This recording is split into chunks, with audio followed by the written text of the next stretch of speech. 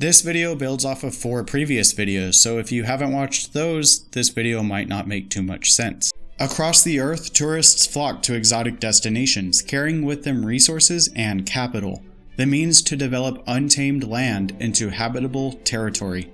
And what reachable destination is more exotic and in need of capital than the moon? As travel to the moon becomes more accessible, people will pay to experience the awe-inspiring views, the thrill of low gravity, and the novelty of being on another world. Like the impact of tourism on the economies of developing countries, the boom in lunar tourism will spur the growth of a service sector. Tour guides will be among the first of these service providers, some of the first people to live and work on the moon, leading lunar excursions and providing visitors with a comprehensive understanding of the lunar environment. Once the seed of a space economy has been sufficiently nurtured by tourists, lunar development will grow organically as effects continuously compound, externalities increase, and local advantages layer. So if we want a self-sustaining presence on the moon, one that justifies itself economically so humans are kept in the heavens via rock-solid market demand and not just political forces or ideological aspirations, then we need to host tourists, and to do that we'll need to have a profitable lunar tourism base, a lunar resort for lack of a better term, which sounds kind of boring. I don't want to be a moon hotel, motel owner as much as the next guy, but the goal here is to just kickstart a lunar economy and then we can do a lot more with it later. If a New York City hotel owner can become president of the United States, just think what a lunar hotel owner could do. Actually, let's try to estimate profit potential. Our flight cost to the moon is 100 million and our internal fairing volume is 1,000 cubic meters.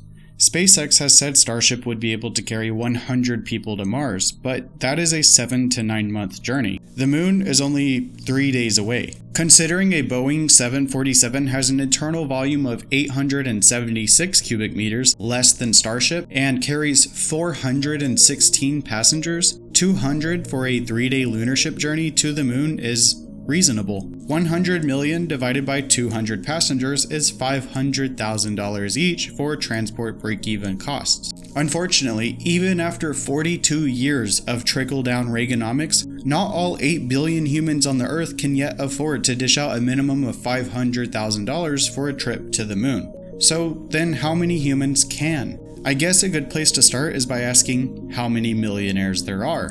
In 2022, the world's millionaire population amounted to 59.4 million adults. Credit Suisse forecasts that the number of millionaires will still grow to 86 million by 2027, a 45% increase from 2022. But not all people with at least $1 million will buy a ticket. Some don't care, some aren't healthy enough to make the trip.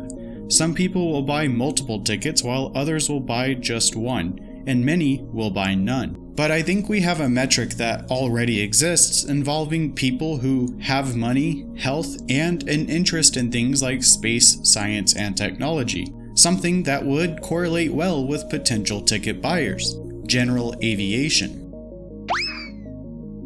But we need to count aircraft, not pilots. There are way more pilots than there are aircraft. And, like potential ticket buyers, some people have one aircraft, other people have many aircraft, and some aircraft are owned by many, such as in flight clubs. But all aircraft have owners, with money to spend on an interest that should overlap with lunar tourism. So not pilots, but aircraft equal tickets. Now, we cannot just count the number of aircraft in general aviation, as most aircraft cost less than $200,000, and most general aviation aircraft are over 50 years old. And the price of aircraft has risen significantly over the past 50 years, even adjusting for inflation. So really, we need to limit our data to aircraft costing over $500K that were sold recently. This limits us to turboprop airplanes, helicopters, and business jets sold within the last 5 years. This gives us a range from about $500K to several million. According to data released by the General Aviation Manufacturers Association, the total number of worldwide aircraft that fall into this category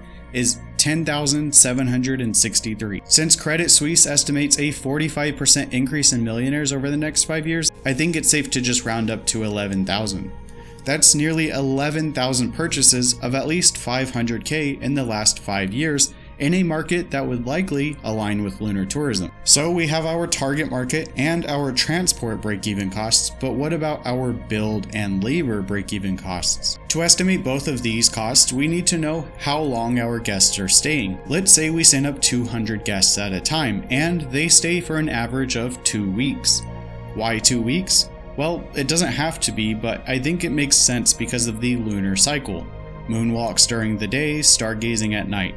And it's actually kinda long. Don't you get tired after 2 weeks abroad? Also, a higher turnover rate actually means less capacity, so it also helps us remain on the high end of a conservative estimate. So 200 guests every 2 weeks would be 5,200 a year, meaning we would be able to serve our entire target market in 2 years. Some of the best rated cruise lines have a crew to passenger ratio of 1 to 12, while the lowest rated ones have ratios around 1 to 25. But since we're serving the ultra rich, let's use a ratio of 1 to 10. Again, this helps us stay on the conservative high end of the estimate. Also borrowing from cruise lines, typically employment contracts last 6 months, and due to the low gravity causing bone and muscle atrophy, 6 months on the moon is a long time, although many astronauts have stayed longer on the International Space Station, which has basically no gravity, so it's totally doable. This means we'll have 20 employees living and working on the moon for 6 months at a time,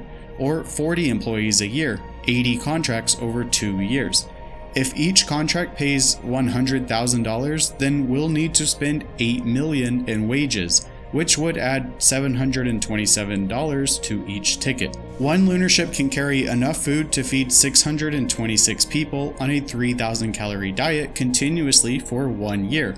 And since we're hosting 200 people plus 20 staff, 220 continuously, a single launch worth of food over the course of 2 years is more than enough, adding another $9,000 to each ticket.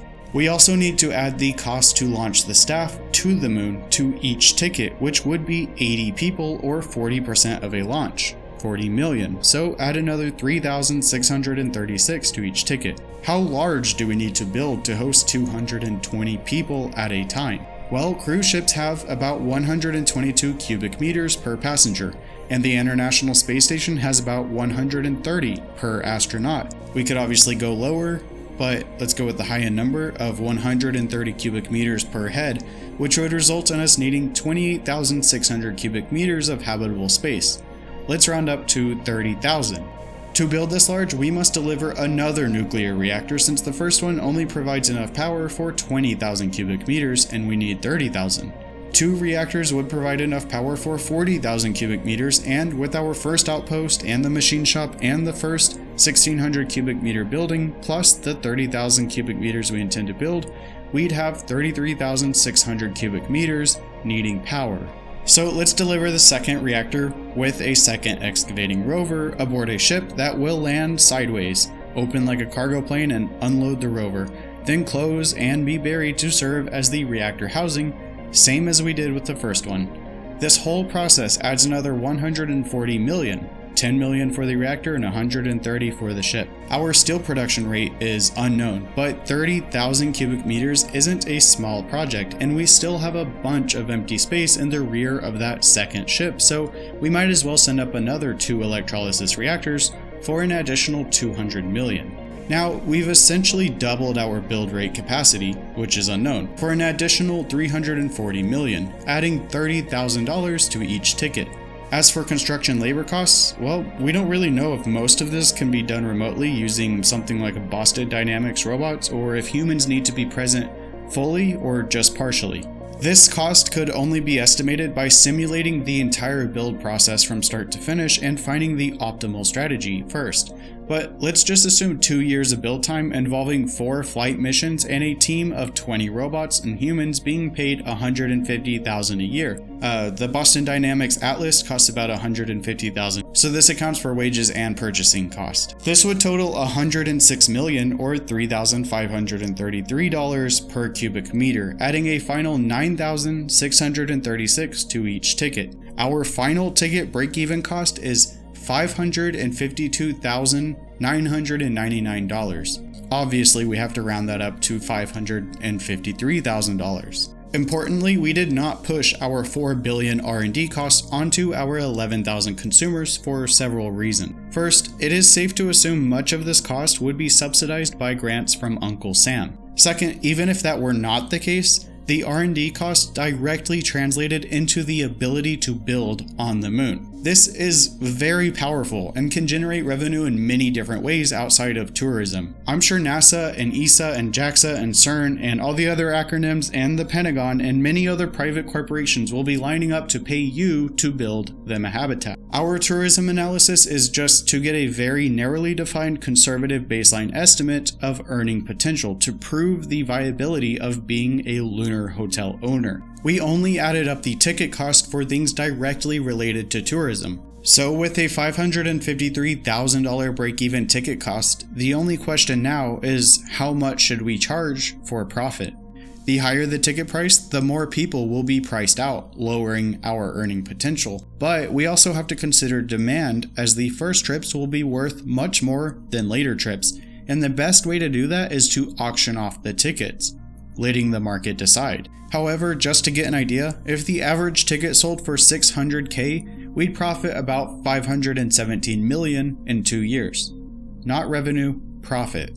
In the next video, we'll look at reducing launch costs significantly using nuclear-powered lunar ferries, paving the way towards asteroid mining and orbital factories, and opening up our total addressable market so we can make even more profit. So stay tuned and thanks for watching.